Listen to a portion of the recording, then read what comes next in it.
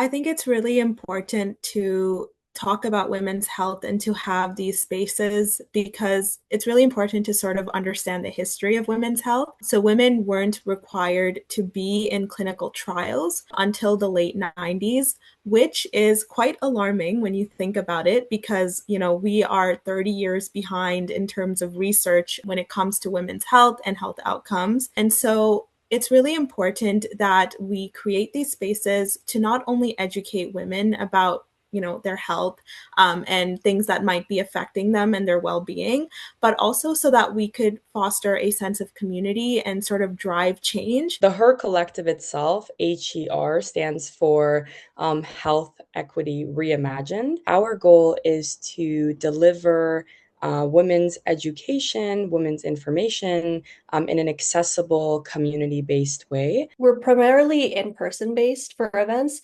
We like having that in-person aspect to build connection. And we got them to create like these little perler bead keychains.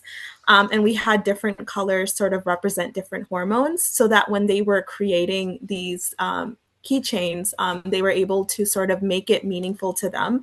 So, for example, this is one that I created at the event, and we have I have a lot of purple here, which represented estrogen, and estrogen plays a role in your bone health as well. And I'm really concerned about my bone health because my grandmother, for example, has osteoporosis.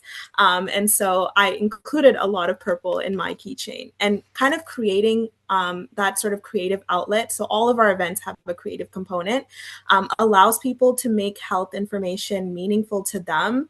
And I think that's where it really sticks in your brain. Honestly, I also think about what the long-term impact or long-lasting impact of her collective is going to be often. I remember this one moment at one of our recent workshops in Scarborough where we gave everyone feedback cards, and people had written such amazing feedback for us and to improve our future workshops and what they liked about the one we just did.